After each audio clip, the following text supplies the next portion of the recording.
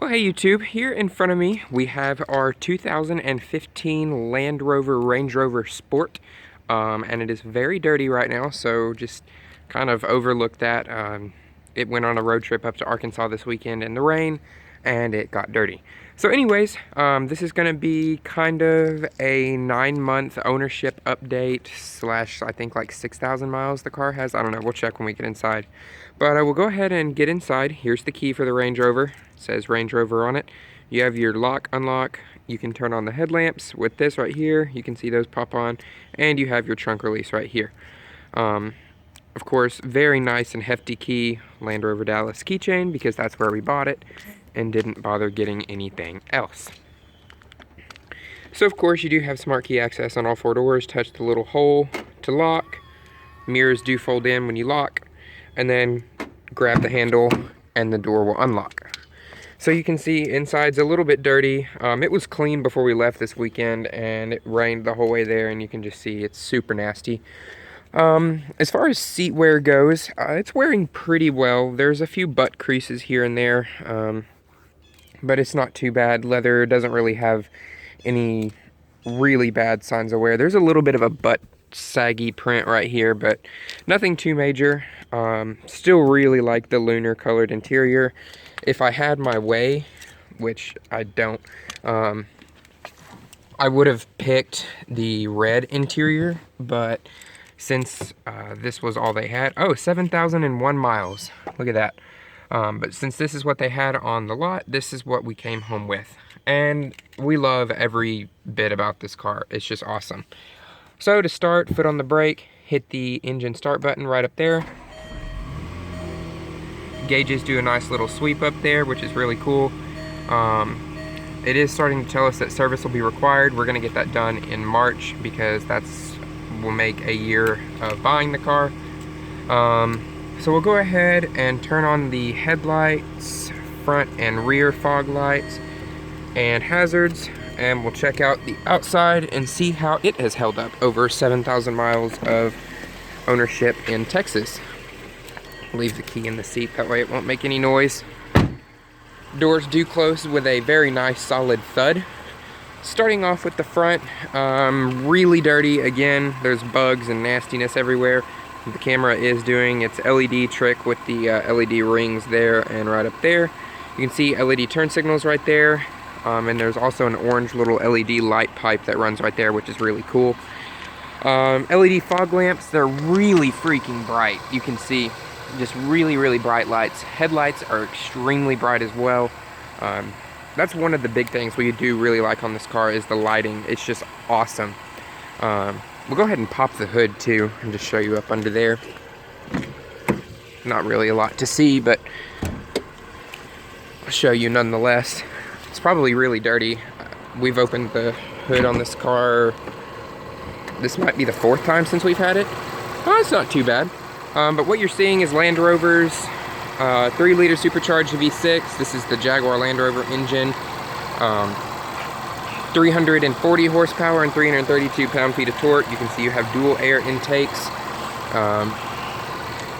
It runs really quiet. You can hear the direct injection just ticking away, but other than that, it's really, really quiet. Let's lift this up and see if we can... You can see the supercharger sitting up there on the top, that big silver piece. Can't really see the pulley for it though. Just push this back down. I'll give it a quick little rev and see if we can get some blower whine out of it.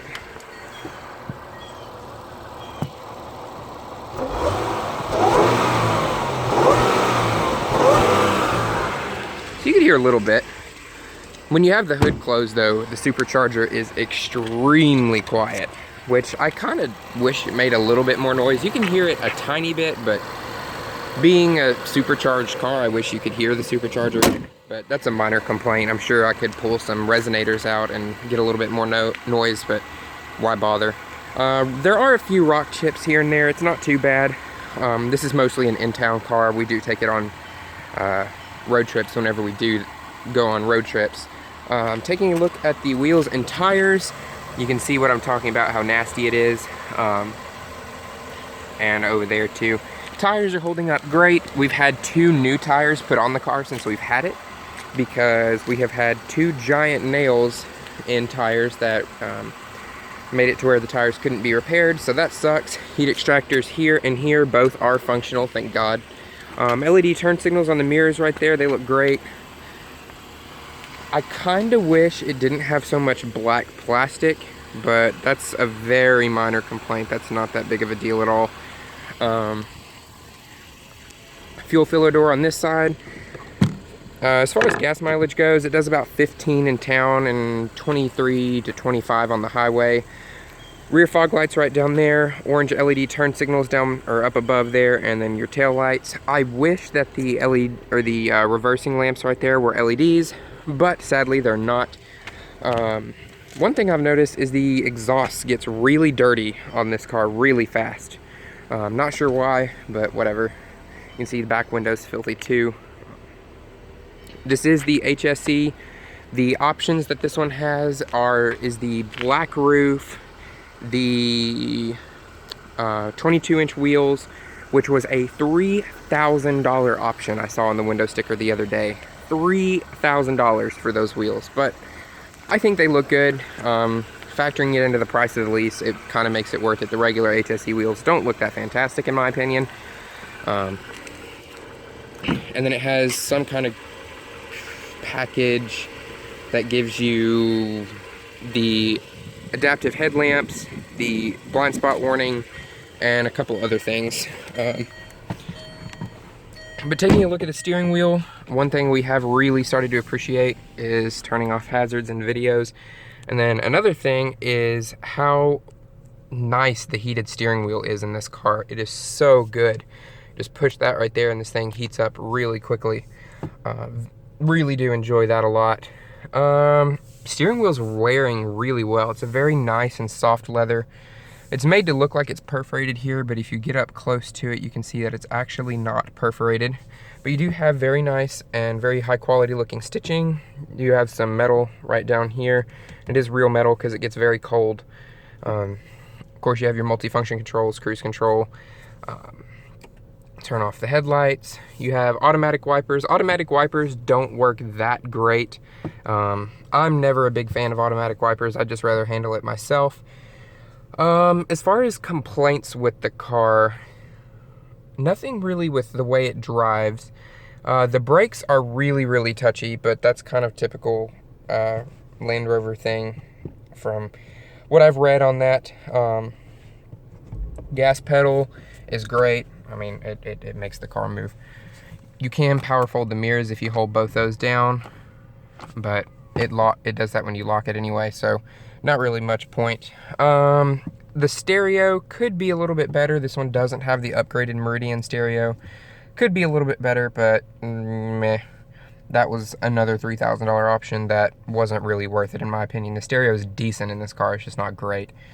You do have 3-person memory. I wish that this was a little less cheap feeling. It may be real, but you can kind of feel a sharp edge right there where it transitions from the leather over to whatever this stuff is. Real metal door handles down there. Door panel is wearing just fine. You can see there's a little bit of like water spots and stuff on it, but that would come off with a wipe. Leather up here is great as well. No really bad interior wear. Transmission is phenomenal in this car. It's the 8-speed ZF unit. Fantastic transmission. Wouldn't trade it for anything. This one doesn't have the low range transfer case, but it does have the selectable modes. Haven't really had to use it. I'm hoping we get some snow this winter so we can test that out. It does have hill descent control, your air suspension, auto start stop. That's a huge complaint we have with this car. Every time we get in it, we turn it off. It is not very user friendly at all. It's just really jerky and rough and kind of delayed too, so that turns off. Traction control off. I don't know why you'd ever turn traction off in a Range Rover, but I guess you could. This infotainment system is not great, honestly. It is a little bit slow and laggy. You can see there, and then to pull up like the heated and cooled seats, that's a little bit slow, but it gets the job done. I'm interested to see what they're gonna put in these in an update that they do. I know Jaguar is now running a new infotainment system, so kind of excited to see where that goes. As far as interior design, can't complain one bit. I think it looks very elegant and classy. Glove box release is up here for the glove box down there. You have all your books and stuff in there, which is nice. CD slot in right there, kind of hidden. Surprised it actually still has a CD slot, honestly. One thing we did notice is there's no place to store your sunglasses, so Mom had to get a little sunglasses clip, which of course was pink. Mirror and vanity lights work great, they're just fine. I am filming this on my phone. Auto dimming rearview mirror up there, and I'm not really sure what all of this blank space is for. I know this is microphones for talking on the telephone, and then you have some speakers up here. Passenger airbag sensor, sunroof. We love having a panoramic sunroof. It's so nice. So we'll go ahead and shut it down and move around to the back seat, where we'll talk about a couple of issues that have popped up. Nothing too major, but some things that are just kind of annoying more than anything. Also, you can release the tailgate from right down there as well, next to your panel dim. Coming into the back seat, of course, all 4 doors do have smart key. Materials do follow through. Everything's holding up great back here. Just kind of nasty floors right now. Actually, the whole car is pretty dirty. It needs a good vacuuming out and washing on the outside. Might do that later today if it warms up some. I hope it does. The center console here, it's pretty good. Don't really have any complaints. It is a little bulky. It's like the back of the middle seat that folds down. This little compartment here, not really sure what it's good for. I don't think we've ever put anything in there. We'll flip this up and get it out of the way. Now, this is the first issue right here. These air vents right now do not work for some reason. I have no clue why, but they just don't work. We've tried everything. The vents are actually open. You can see in there the little rotating assembly to open up the vents. They are open, but none of the rear climate works. The heated seats work just fine, but I don't know why that is. Little storage tray there, which is where the rear climate controls would be if this one had that option. 12-volt power outlet and a little tray down there. Back of the seat is getting a little scratched up. I don't know what that's from, but it's not too bad. Maybe from Mom's purse being back here? I'm not sure. Honestly, that's a little strange. Rear seat comfort is not that phenomenal. They're really hard back seats. I'll kind of show you what I'm talking about. There's just not a lot of give in them, and they are a little bit narrow, so sitting here for a really long time isn't the most comfortable thing to do, but they do recline, which is nice. I very much like a reclining seat. We'll go ahead and open up the back, and that'll bring me to the last thing I want to point out in this video. You can see some stuff back here that Mom has, but somewhere up in this area, there's a popping sound that happens. We don't know what it is, don't know where it's coming from, don't know what causes it, but it's really irritating. So not sure if we'll point that out to them when we take it in for service or not. They may end up just making it worse by tearing things apart. That was kind of the experience I had in my Fusion. Cargo cover right there, really useful. I think Mom uses that quite a bit. And we'll go ahead and close that up. But anyways, guys, that's really pretty much all I have on the Range Rover. I do need to do an extended test drive again. I'd really like to get a rain drive, but as you can see, it's not rainy. So anyways, thank you all very much for watching. If there's anything you want to see on this car, please do let me know, and I will do my best to get those videos taken care of for you. So anyways, thanks for watching, and we'll catch you next time.